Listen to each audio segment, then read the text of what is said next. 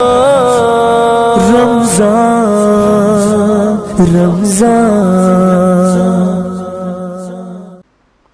بھائی، اعوذ باللہ من الشیطان الرجیم، بسم اللہ الرحمن الرحیم۔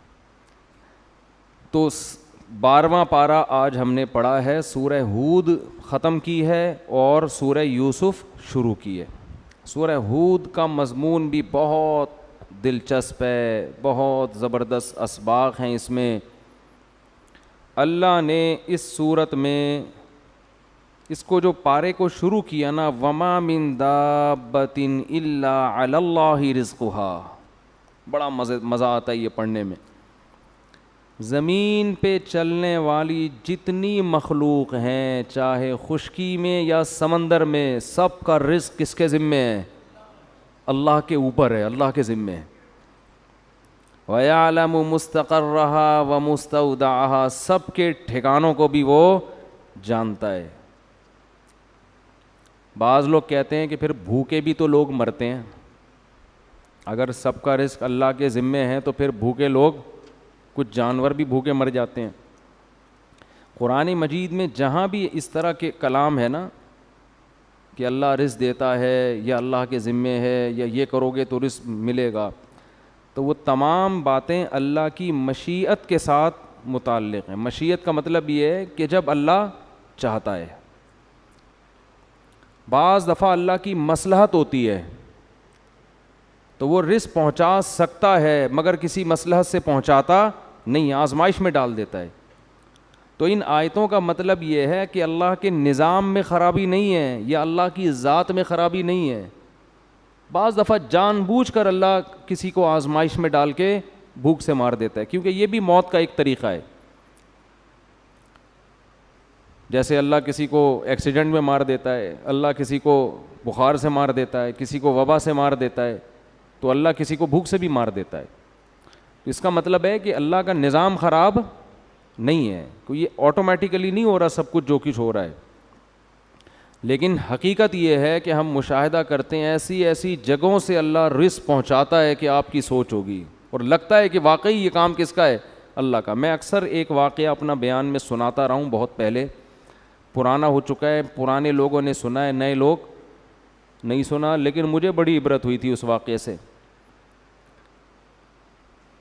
میں گلشن اقبال میں رہتا تھا تو ہمارے صحن میں بلی نے بچے دے دیے، اور آپ کو پتہ ہے مائیں جب بچوں کو فیڈ کراتی ہیں نا تو بہت زیادہ ان کی انرجی سرو ہوتی ہے، ان کو بھوک بہت لگتی ہے، ان کو پہلے سے ڈبل خوراک چاہیے ہوتی ہے۔ تو اب مائیں جب بچوں کو دودھ پلاتی ہیں تو ان کا دال پانی رزق شوہر نے اپنے ذمے لے لیا ہوتا ہے کہ تم فیڈ کراؤ، ہم کما کے لا رہے ہیں۔ جبکہ بلیوں کے ہاں یہ سسٹم نہیں ہے کہ بلا جو ان بچوں کا ذمہ دار ہے وہ بلی کا نان نفقہ اپنے ذمے لے لے۔ بلوں کے ہاں ایسا سیٹ اپ بولو بھائی نہیں، ٹھیک ہے نا، تبھی تو وہ بلے ہیں، انسان نہ ہوتے ورنہ۔ تو بلی نے بچے دیے۔ اب بلی جب بچے دیتی ہے تو اس کو بہت حفاظت کرنی پڑتی ہے اپنے بچوں کی، شروع میں تو بہت زیادہ، دائیں بائیں نہیں جا سکتی وہ۔ اب وہ رزق کی تلاش میں زیادہ دور نکلے گی تو اس کو ڈر ہوتا ہے میرے بچوں کو بلا نہ کھا جائے یا کوئی اور نہ پکڑ لے، تو اب اس کی خوراک کی ضرورت ہو گئی ڈبل، اور جاب کے لیے اس کے پاس ٹائم ہو گیا کم، الٹا کام ہو گیا نا، دونوں طرف سے ٹینشن۔ لیکن اب بچوں کو اس نے فیڈ کرانی ہے، خوراک ڈبل چاہیے، ٹائم ہے نہیں اس کے پاس خوراک لینے کے لیے۔ تو میں یہ دیکھ رہا تھا، میں نے کہا یار یہ سارا دن تو ادھر پڑی رہتی ہے بچوں کی حفاظت میں، کھانے پینے کا ٹائم، میں نے کوئی پالی بھی نہیں تھی کہ اس کا ٹھیکہ میں نے لیا۔ وہ ہمارا جو گیرج تھا نا، گیراج، اس میں اس نے دیے ہوئے تھے بچے۔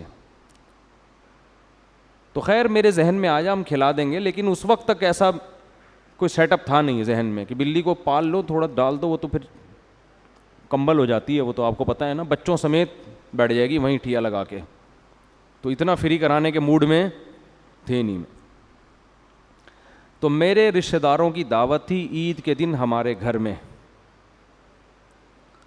تو سب کو ہم نے گھر میں بلایا ہوا تھا، والدہ کو بھی اور بھائی بہنوں کو بھی نا۔ عید کے دن میرے گھر میں سب نے کہا تھا کہ بھئی عید اس دفعہ صبح کہاں گزاریں گے؟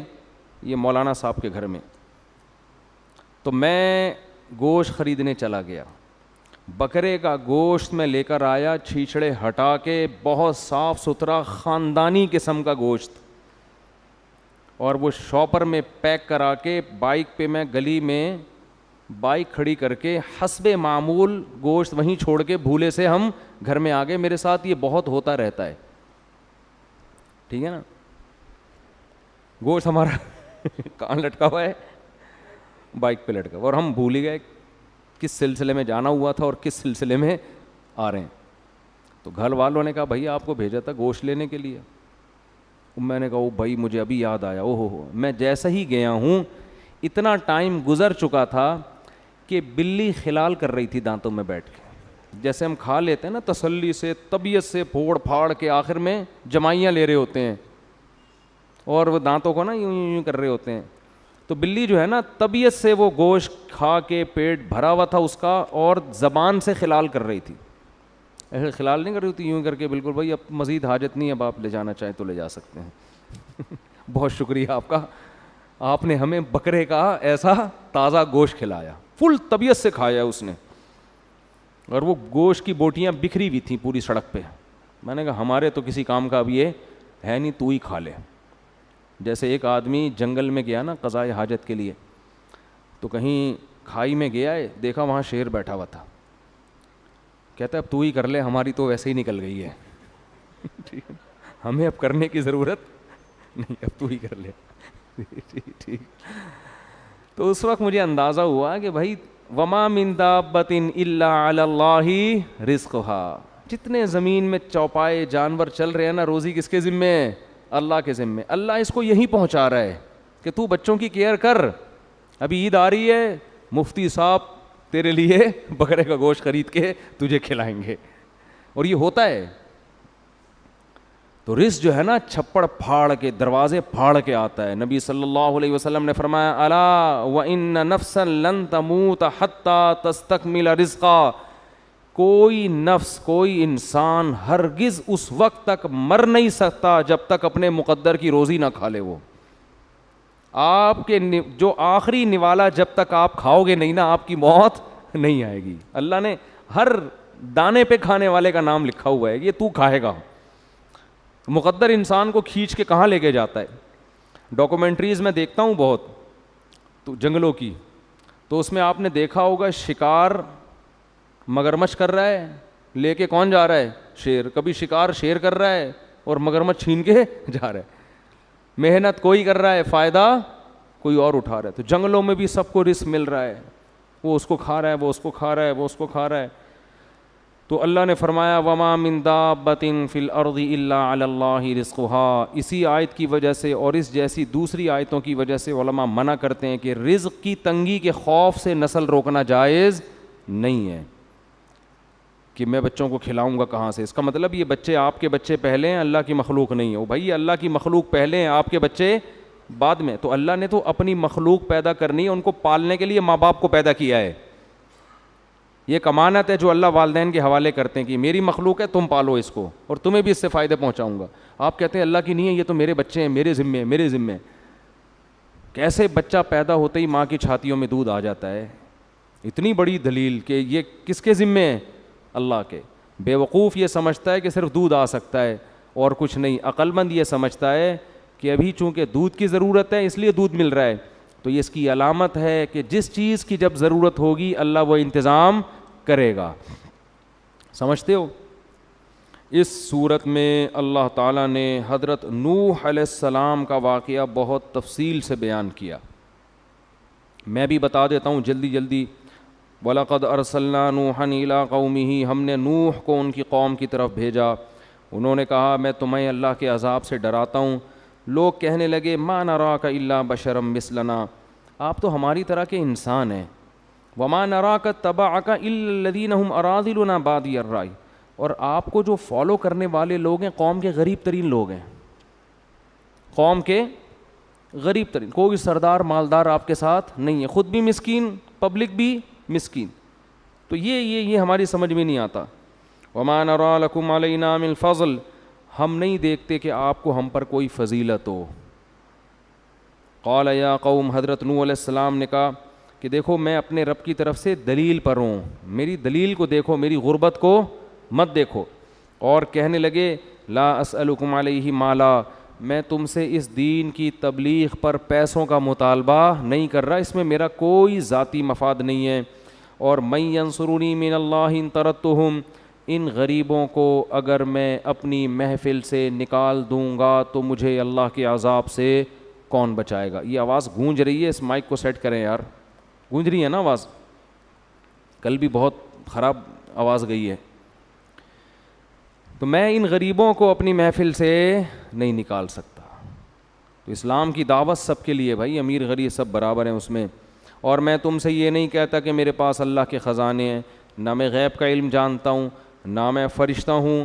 اور جن غریبوں کو تم دیکھ کے کہتے ہو نا کہ یہ کسی کام کے نہیں ہیں, میں ان کے بارے میں یہ نہیں کہتا کہ اللہ ان سے راضی نہیں ہے. ہو سکتا ہے اللہ ان کو بہت نوازے گا ان کے ایمان اور عمل کی وجہ سے.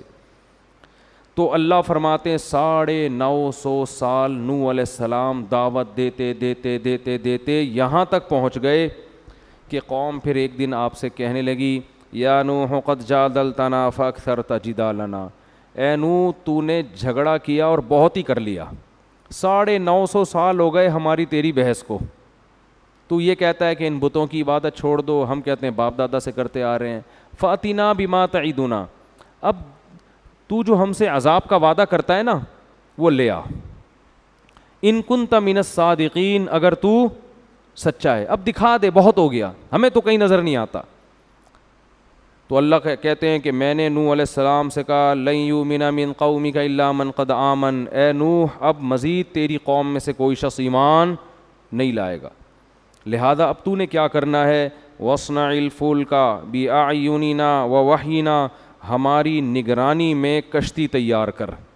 دیکھو ایک بات خوب یاد رکھو, اللہ کا عذاب اس وقت آتا ہے جب لوگ اطمینان کر بیٹھتے ہیں کہ اب عذاب نہیں آئے گا.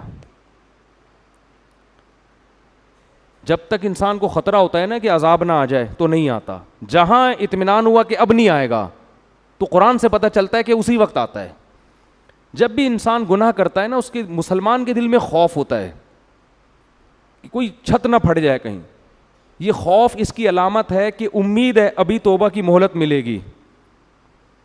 لیکن جب مطمئن ہو گئے نا یار کب سے کر رہا ہوں گناہ, نہ آج تک چھت پھٹی ہے, نہ کوئی نقصان ہوا, کچھ بھی نہیں ہوا, تو بس سمجھ لو کہ اب تباہی کے دن آ گئے ہیں, کیونکہ غیب کا معاملہ ہے نا سارا. تو قوموں کے ساتھ بھی ایسے ہوتا تھا. قومیں شروع میں ڈرتی تھیں کہ عذاب نہ آ جائے, تو پیغمبروں کی مخالفت تو کرتی تھیں لیکن اسے ایک لمٹ ہوتی تھی, ڈرتے بھی تھے. لیکن جس قوم کو بھی جب یہ ہوا نا کہ بھائی کوئی نہیں آ رہا, آپ کی باتیں ہی ہیں آپ کے پاس, عذاب نہیں ہے, تو پھر اللہ کا عذاب آتا ہے. تو قرآن کہتا ہے ہم نے نوح علیہ السلام سے کہا کہ آپ ہماری نظروں کے سامنے کشتی تیار کریں اور اب ان ظالموں کے بارے میں مجھ سے بات نہیں کرنا, ان کی سفارش نہیں کرنا, یہ سب غرق ہوں گے. وَيَصْنَعُ الْفُلْكَ, نوح علیہ السلام کشتی تیار کر رہے تھے اور ایمان والے ان کے ساتھ مل کر. وَكُلَّمَا مَرَّ عَلَيْهِ مَلَأٌ مِّن قَوْمِهِ سَخِرُوا مِنْهُ, جب بھی قوم کے سردار لوگ وہاں سے گزرتے مذاق اڑاتے کہ نہ قریب میں کوئی دریا ہے نہ کوئی سمندر ہے اور خشکیوں میں کیا تیار ہو رہی ہے, کشتی.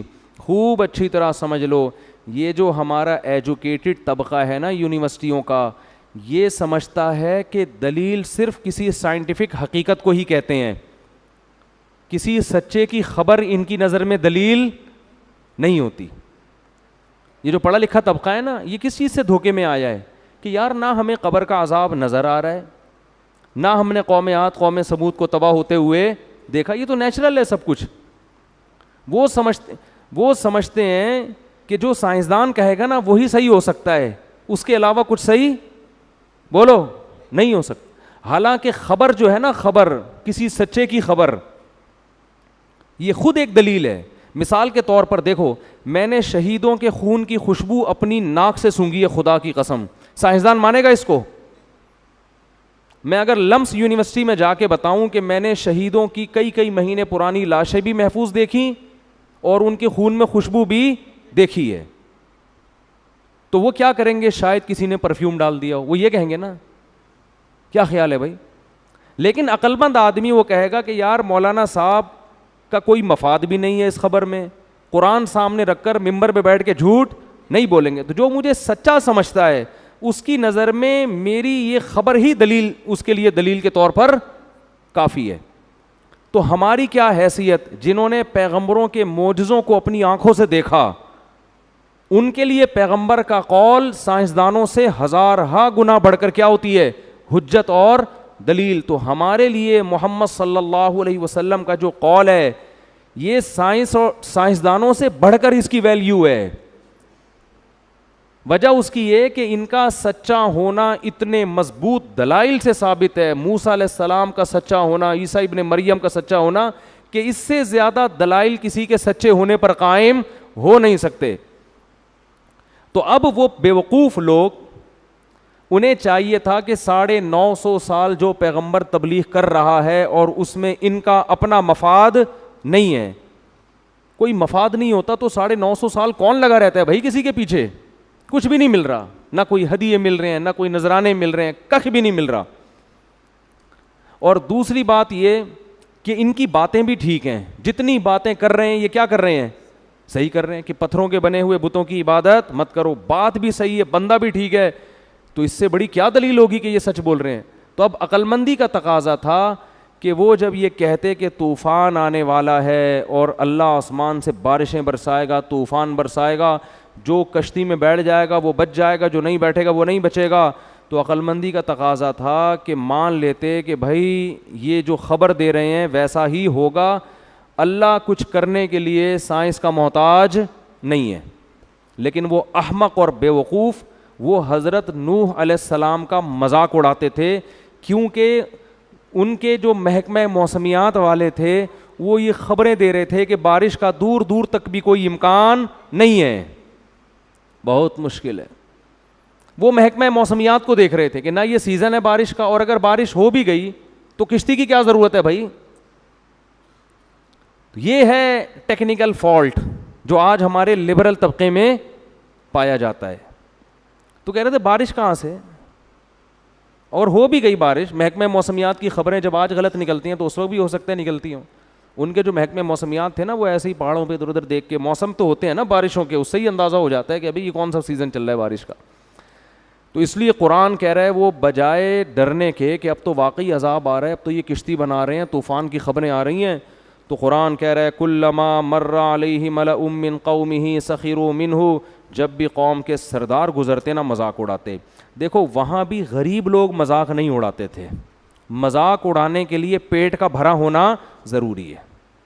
لبرل طبقہ مولویوں کا مذاق اڑاتا ہے, رکشے ٹیکسی والے چاہے دین پہ نہ بھی چلیں یہ علماء کا مذاق نہیں اڑاتے.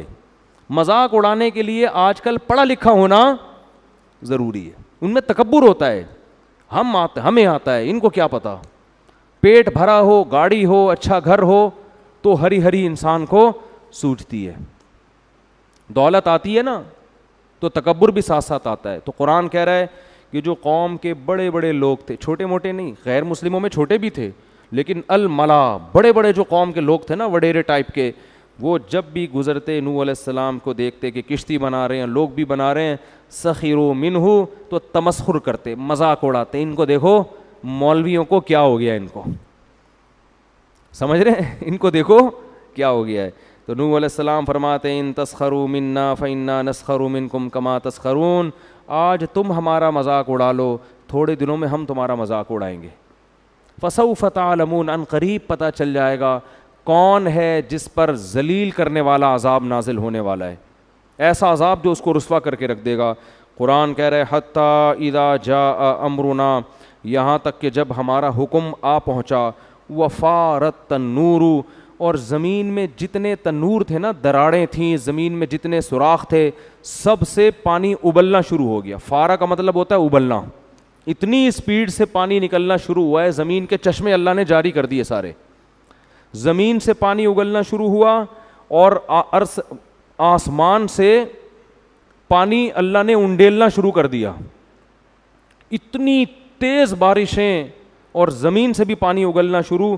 فرمایا قل نحمل فیہا من کل زوجین اثنین, اے نوح اس کشتی میں جتنے بھی جانور ہیں ان میں ایک ایک جوڑا رکھ لیں، کیونکہ انسانوں کے ساتھ پانی اتنا زمین پہ آئے گا کہ اس میں سارے جانور بھی ہلاک ہو جائیں گے۔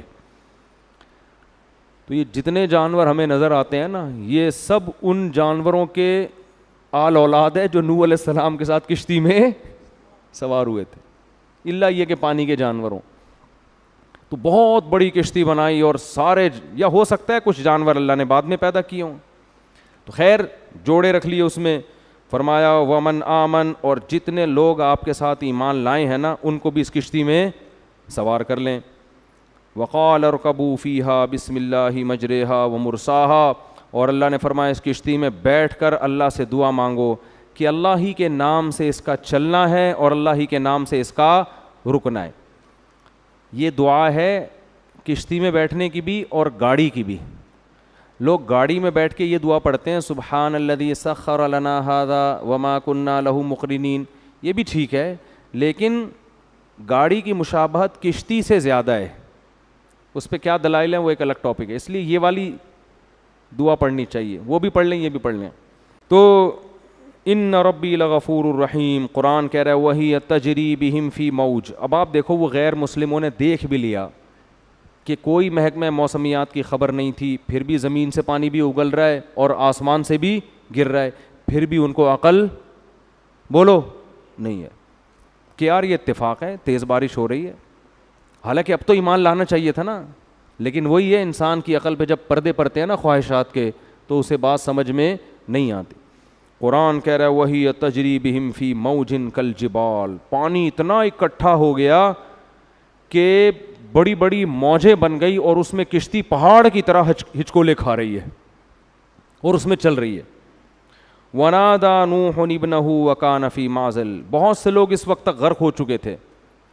نوح علیہ السلام نے اپنے بیٹے کو دیکھا جو ایک کنارے پہ کھڑا ہوا ہے، اس کو نوح علیہ السلام نے پکارا یا بنی ارکم معنا، اے میرے پیارے بچے، اے میرے پیارے بیٹے، بنیہ کا مطلب میرے پیارے بیٹے، محبت سے اس کو پکارا، ارکم معنا، آ جاؤ ہمارے ساتھ کشتی میں سوار ہو جاؤ۔ اپنا بیٹا ایمان نہیں لایا، دیکھیں ولا تکن مع الکافرین، اور آج کافروں کا ساتھ مت دو، ان کے ساتھ مت ہو۔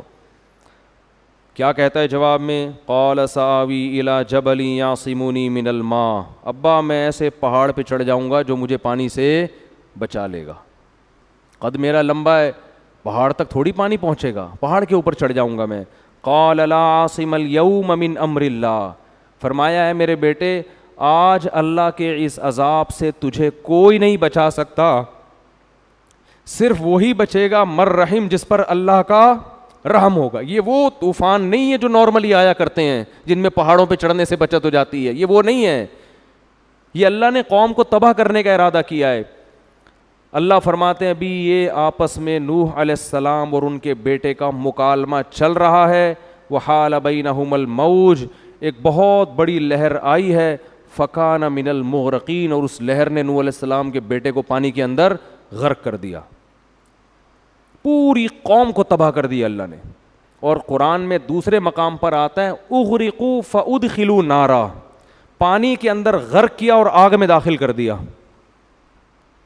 پانی کے اندر غرق کیا اور فا کہتے ہیں تعقیب مع الوصل، فوراً کوئی کام ہو، ادھر پانی میں غرق ہوئے ادھر فوراً آگ میں داخل۔ اس سے علماء نے استدلال کیا ہے کہ عذاب قبر کے لیے قبر میں دفن ہونا ضروری نہیں ہے، اگر کسی کی لاش کو آپ پانی کے اندر بھی پھینک دیں گے اللہ اسی پانی کے اندر قبر کا عذاب اس کے لیے پیدا کر دے گا، اور قبر کے عذاب میں آگ ہوتی ہے، اسی پانی کے اندر اللہ اس کے لیے آگ کا انتظام کریں گے۔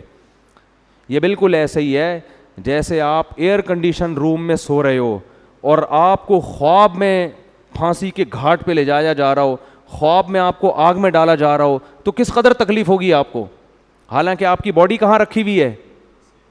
اے سی ایئر کنڈیشن ٹھنڈی جگہ پہ رکھی ہوئی ہے، برف میں آپ لیٹے ہوئے ہیں۔ تو جیسے سوتا ہوا آدمی، اس پر جو گزر رہی ہوتی ہے وہ سوتا ہوا آدمی جانتا ہے، ایسے ہی مرنے کے بعد آپ قبر کے اندر ہوں یا پانی کے اندر ہوں، لیکن آپ پہ جو گزرتی ہے وہ آپ جانتے ہیں اور آپ کا رب جانتا ہے۔ اللہ ہم سب کو اس عذاب قبر سے محفوظ رکھے. فرعون کے بارے میں بھی ہے. فرعون تو ہمیں عجائب گھر میں نظر آتا ہے لیٹا ہوا. قرآن کہہ رہے ہیں نہیں, النار ایک آگ ہے, یعرضون علیہا غدوا وعشیا, اس آگ میں اس کو صبح بھی جلایا جاتا ہے اور شام بھی جلایا جاتا ہے. ویوم تقوم الساعہ, اور جس دن قیامت قائم ہوگی, ادخلوا آل فرعون اشد العذاب, حکم ہوگا کہ اس سے بڑی آگ میں اس کو داخل کر دو. برزخ تو کم درجے کا عذاب ہے, جہنم اس سے بڑی چیز ہے, اللہ ہم سب کو محفوظ رکھے. تو فرمایا فکان من المغرقین وقیل یا ارض ابلعی ماءکی, اتنا پانی تھا نا زمین میں, اتنا پانی پیدا ہو چکا تھا کہ قرآن کی بلاغت دیکھو.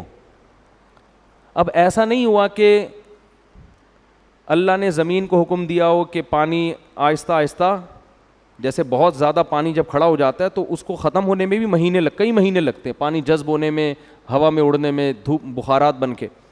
لیکن اتنا پانی ہو گیا تھا کہ اب انسانوں کے لیے زمین پہ رہنا ممکن نہیں تھا. اس لیے قرآن کہتا ہے قیل یا ارضو, اللہ فرماتے ہم نے کہا اے زمین ابلعی ماءکی, پانی کو نگلنا شروع کر, جذب نہیں کرنا ہے, گھونٹ بھر بھر کے بولو پینا ہے تو نے, نگلنا ہے.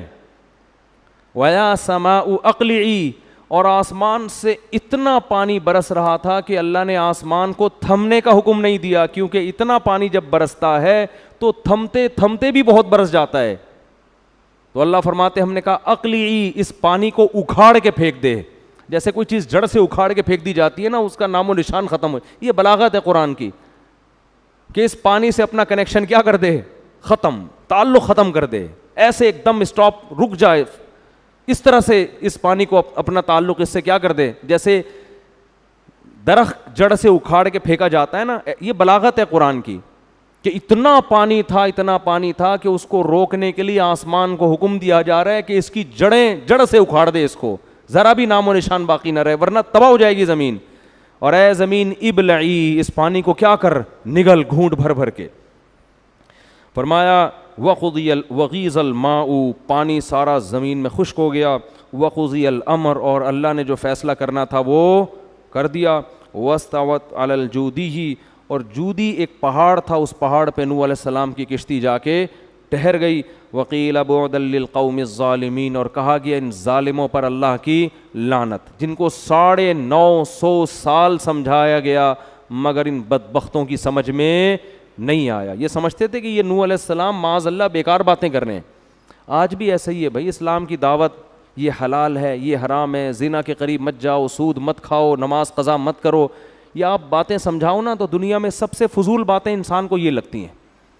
کوئی اور بات کرو تو ایک دم اس کو بتاؤ یار وہ ایک پلاٹ آیا ہوا مارکیٹ میں بکنے کے لیے, فوراً کان کھڑے ہو جائے, یار وہ بحریہ ٹاؤن کے پلاٹ ہو گئے ہیں تھوڑے سے سستے, ایک دم آدمی جوش میں آ جائے. ہوتا ہے کہ نہیں ہوتا؟ تو ہماری نظر میں سب سے ہلکی دعوت اللہ کی ہے, اللہ کی نظر میں سب سے بھاری دعوت اللہ کی ہے. تو اللہ کی نظر میں سب سے زیادہ اہمیت اس کی ہے. تو قرآن کہتا ہے وَنَادَى نُوحٌ رَبَّهُ, نوح علیہ السلام نے اپنے رب کو پکارا. فقال رب ان ابنی من اہلی, اے اللہ میرا بیٹا بھی میرے اہل و عیال میں سے ہے اور وہ میرے آنکھوں کے سامنے غرق ہو گیا. وَإِنَّ وَعْدَكَ الْحَقُّ, تو نے وعدہ کیا تھا کہ میرے اہل و عیال کی حفاظت کرے گا, تیرا وعدہ جھوٹا نہیں ہو سکتا.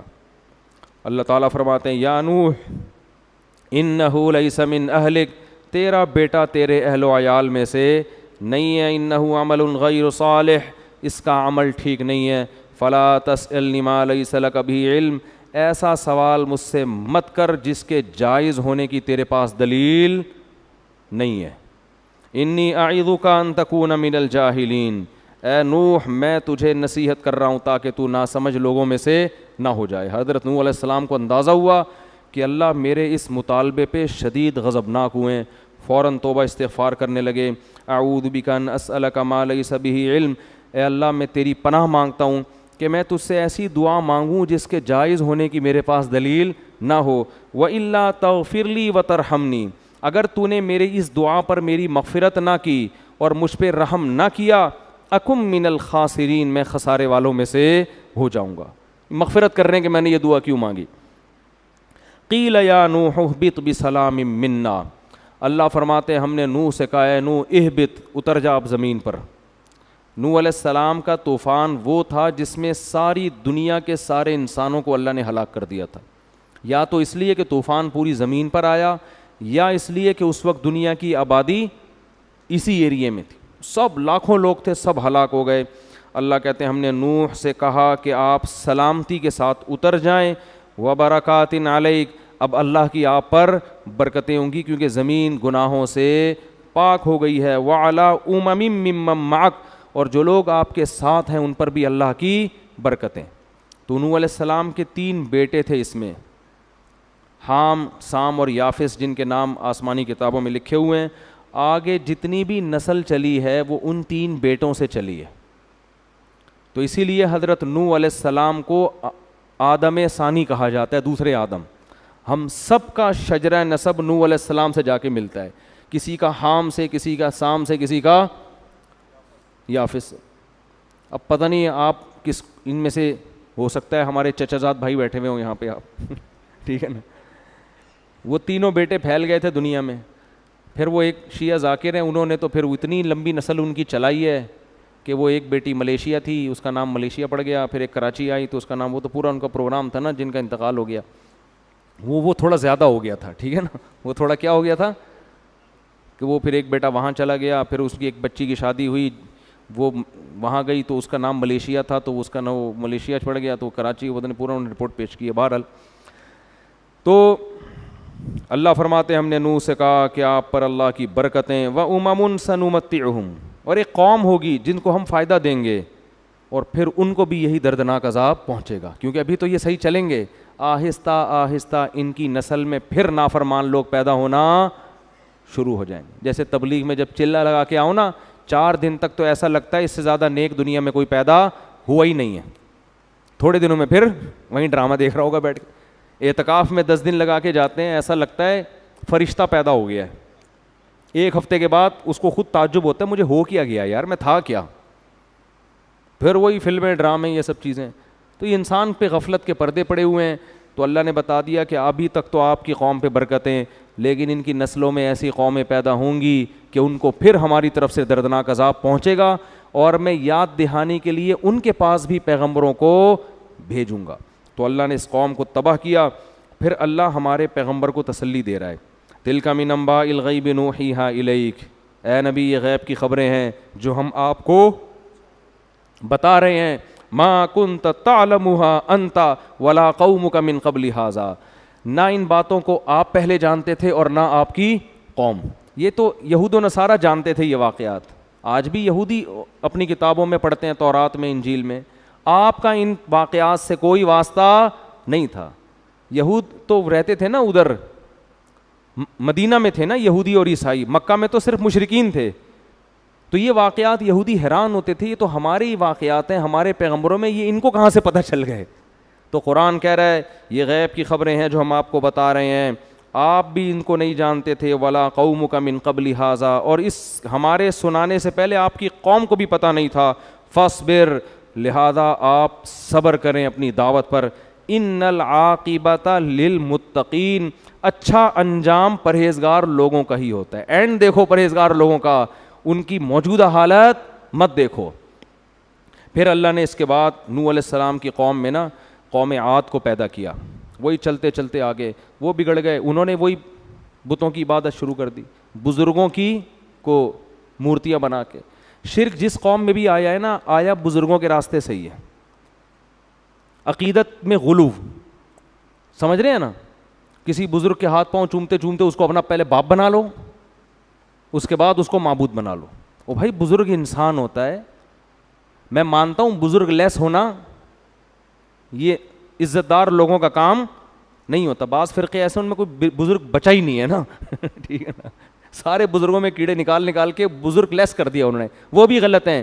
لیکن بزرگوں کی عقیدت میں اتنا اندھا ہو جانا کہ ان کی ہر بات کو پتھر کی لکیر سمجھنا, یہ سمجھنا کہ ان کو ہمارے حالات کا علم ہے, وہ پھونکے لگا لگا کے تمہیں الو بنا رہے ہیں اور تم سمجھتے ہو کہ جناب یہ پتہ نہیں کتنے پہنچے ہوئے ہیں, نہ نماز ہے, نہ داڑھی ہے, نہ اور کچھ ہے. تو وہ عقیدت میں انسان غلو کا شکار ہوتا ہے. پھر ان کی مرنے کے بعد ان کی تصویریں لگاتے ہیں. یہ جو دکانوں میں بزرگوں کی تصویریں لوگوں نے برکت کے لیے لگائی ہوتی ہیں تو بہت خطرناک جرم ہے یہ. میں دیکھتا ہوں پیروں کی فقیروں کی تصویریں دکان میں لگائی ہوتی ہیں خیر و برکت کے لیے. تصویر تو حرام ہے بھائی, اسلام میں شرک کا ذریعہ ہے, اس لیے اس کو اسلام نے ختم کر دیا. خیر پھر قوم عاد آئی نوح علیہ السلام کی اولاد میں. قوم عاد میں اللہ نے حضرت ہود علیہ السلام کو بھیجا. پھر حضرت, یہ تو وقت چونکہ بہت زیادہ ہو گیا, پھر یہ واقعات آگے بھی آئیں گے, وہاں سناؤں گا میں. تو حضرت ہود علیہ السلام نے بھی اپنی قوم کو سمجھایا مگر قرآن کہتا ہے کہ قوم نے نہیں مانا, اور قوم کہتی تھی کہ ہمارے بھگوانوں نے آپ کے ساتھ کچھ برا کر دیا ہے. ان کو صبح و شام برا کہتے رہتے ہو نا, ان کی وجہ سے اب آپ کو نقصان ہونا شروع ہو گیا ہے. اور ایسا آپ کا معاذ اللہ عقل خراب ہو گئی ہے کہ اب آپ کا کام تبلیغ کے علاوہ کچھ بچا ہی نہیں ہے. دنیا داری تو آپ نے بالکل چھوڑ دی ہے, تو یہ ہمارے بھگوانوں کی مخالفت کا بولو نتیجہ ہے. اس لیے بھگوان سے زیادہ یہ جو پتھر کے بنے ہوئے بھگوان ہوتے ہیں نا, ان سے بالکل گھبرانے کی ضرورت بولو نہیں ہے. یہ کچھ بھی نہیں کریں گے. ہندو لوگ ہیں بیچارے, وہ ڈر رہے ہوتے ہیں کہ ہمارے پنڈتوں نے کہا ہوا ہے کہ بھگوان کے یہ آشیرواد ہوتا ہے, ان کا پتہ نہیں کیا کیا ہوتا ہے, یہ نہیں کیا تو یہ بھگوان یوں کر دے گا. او بھائی یہ ککھ بھی نہیں کر سکتا, یہ بیچارہ مسٹنڈوں کی طرح بیٹھا ہوا ہے یہاں پہ, الفی لگا کے اس کو جوڑا ہوا ہے, 4 بھگوان پہ ایک فری مل رہا ہے مارکیٹ میں. یہ کیا کرے گا تمہارا؟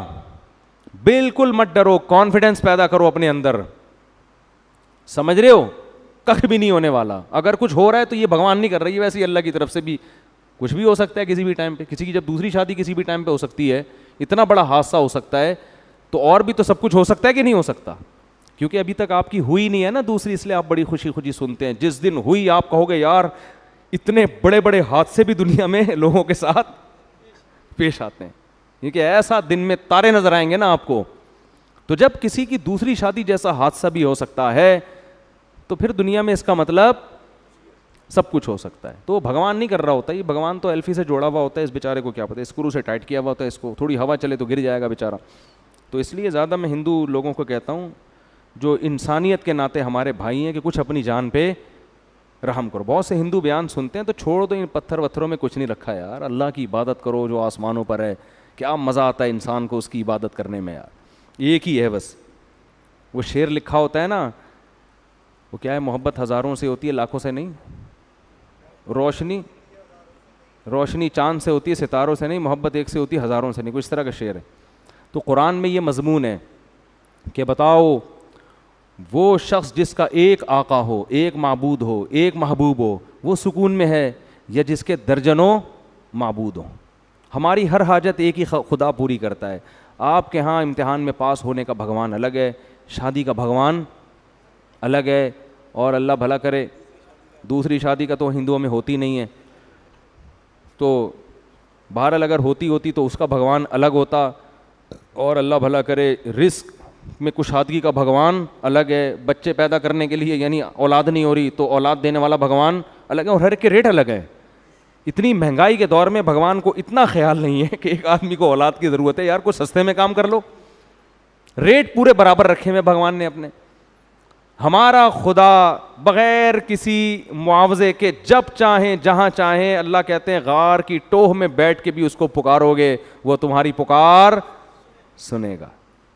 حضرت موسیٰ علیہ السلام کے دور کا ایک واقعہ بیان کیا جاتا ہے نا, اس واقعے کی سند کی مجھے تحقیق نہیں ہے لیکن اس کا مضمون ٹھیک ہے کہ بارش نہیں ہو رہی تھی, نماز استسقاء پڑھ رہے تھے, تو حضرت موسیٰ نے اللہ سے پوچھا, اللہ یہ بارش کیوں نہیں ہو رہی, ہم دعائیں مانگ رہے ہیں. تو اللہ نے کہا ایک بندہ بیٹھا ہوا ہے جو غیبت کے جرم میں مبتلا ہے, جب تک وہ توبہ نہیں کرے گا بارش نہیں ہوگی. حضرت موسیٰ نے کہتے ہیں تقریر کی, ادھر بارش ہو گئی.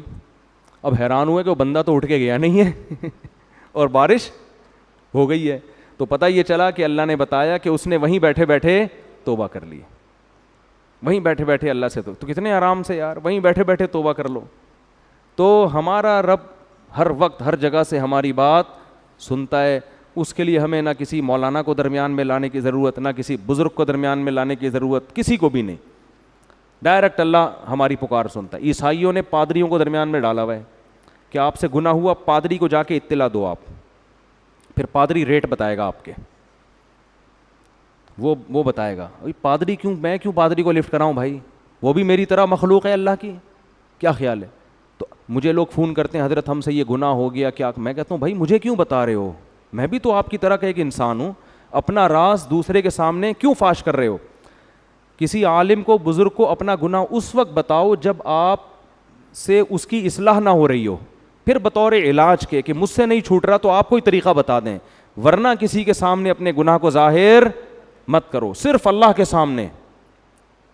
تو پادریوں کے سامنے بتا رہے ہوتے ہیں جا کے, اور آغا خانیوں میں تو حد ہو گئی ہے, ان کے ہاں تو ریٹ ہیں, نماز کا اتنا ریٹ ہے, زکوٰۃ روزے کا اتنا ریٹ ہے, وہ سب پرنس آغا خان کو جاتا ہے اور اس کی موج مستیاں عروج پر ہے, کھا رہا ہے ماشاء اللہ دبا کے, وہ آغا خانیوں کا بھگوان ہے, عیاشی در عیاشی, ہر جگہ سے چندہ آ رہا ہے, وہ بھگوان کے مزے ہو گئے بھائی, ٹھیک ہے نا.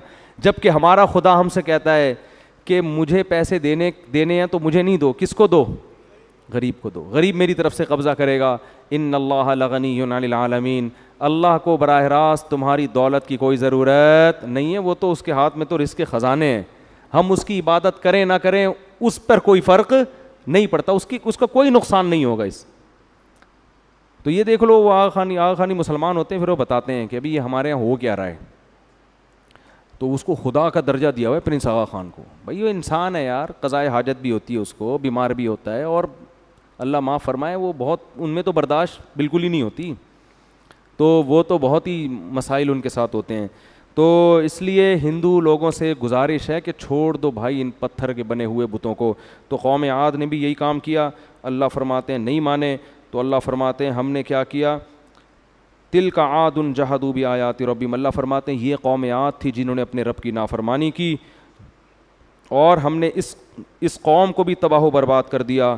اور آخر میں اللہ نے فرمایا الا ان عادا کفروا ربہم, سنو قوم عاد نے بھی اپنے رب کو جھٹلایا جو حقیقی رب تھا. الا بعدا لعاد قوم ہود, سنو قوم ہود جو عاد حضرت ہود کی قوم تھی عاد, اس پر بھی اللہ کی لعنت ہوئی. پھر اللہ نے اس کے بعد پھر وہ تباہ ہو گئی, پھر انہی کی نسلوں میں قوم سمود آئی, پھر وہ تباہ ہوئی ہے. پھر اللہ نے ابراہیم علیہ السلام اور لوط علیہ السلام کا واقعہ بیان کیا, یہ سب ترتیب سے چل رہے ہیں واقعات. پھر آگے حضرت شعیب علیہ السلام کا واقعہ. تو یہ سارے پیغمبروں کی یہ ترتیب ہے. سب سے پہلے کون سی قوم آئی؟ نوح علیہ السلام کی. آدم علیہ السلام کے بعد جو پہلے پیغمبر ہیں نا توحید کا جنہوں نے پرچار کیا, وہ نوح علیہ السلام ہے. اس سے پہلے دنیا میں شرک نہیں تھا. نوح علیہ السلام کے بعد پھر ان کی نسل میں کون سی قوم؟ قوم ہود. پھر قوم عاد کو قوم ہود کو عاد کہتے ہیں, اور ہود علیہ السلام پیغمبر کا نام تھا. پھر آگے ان کی نسل میں قوم صالح علیہ السلام کی قوم, جن کا نام تھا سمود. قوم کا نام سمود, پیغمبر کا نام صالح. پھر آگے صالح علیہ السلام کے بعد پھر ابراہیم علیہ السلام کا دور آتا ہے, سمجھتے ہو؟ اور ابراہیم علیہ السلام کے دور میں ہی لوط علیہ السلام بھی تھے جو ابراہیم علیہ السلام کے بھانجے تھے. پھر آگے ابراہیم علیہ السلام کا زمانہ آج سے 4000 سال پرانا ہے تقریباً. تو پھر آگے ابراہیم علیہ السلام کے بعد قوم مدین یعنی شعیب علیہ السلام کی قوم. پھر شعیب علیہ السلام کے بعد موسیٰ علیہ السلام. سمجھتا نہیں ہے بات کو, میرا خیال ہے پڑھتا نہیں ہے نا رات کو, پڑھتا نہیں ہے رات کو, سمجھتا نہیں ہے بات کو. ہم جب اسکول میں پڑھتے تھے نا تو ٹیچر پھر یہ بولتے تھے کہ پڑھتا نہیں ہے رات کو, سمجھتا نہیں ہے بات کو. جب رات کو اسٹڈی نہیں کرو گے تو صبح ٹیچر کی باتیں سمجھ میں کیسے نہیں ہے. پھر ہم جواب میں کہتے تھے بچہ سمجھدار ہے اس لیے گھر سے باہر ہے. گھر میں تو ٹینشن ہے نا, ابا کی ٹینشن, اماں ہر وقت ڈانٹتی رہتی ہیں, بھائی ڈانٹتا رہتا ہے, تو لونڈے لپاڑے جو ہوتے ہیں نا وہ اکثر گھر سے باہر. تو انہوں نے اس پہ لیبل لگایا ہوا ہے, حالانکہ یہ غلط حرکت ہے, لیکن وہ کہتے ہیں بچہ سمجھدار ہے اس لیے گھر سے باہر ہے. تو خیر, تو ابراہیم علیہ السلام کی آگے پھر وہ موسیٰ علیہ السلام, پھر موسیٰ علیہ السلام کے بعد پھر زکریا علیہ السلام, یحییٰ علیہ السلام, عیسیٰ علیہ السلام. اچھا, موسیٰ علیہ السلام کے بعد پھر داؤد اور سلیمان علیہ السلام. پھر آگے ان کی نسل میں زکریا علیہ السلام, یحییٰ اور عیسیٰ علیہ السلام, یہ تینوں کا ایک زمان. پھر محمد صلی اللہ علیہ وسلم. تو یہ ترتیب یاد کر لیں, بہت فائدہ ہوگا, اس سے قرآن سمجھنے میں آسانی ہوگی. اللہ تعالیٰ سمجھنے کی, عمل کی توفیق عطا فرمائے.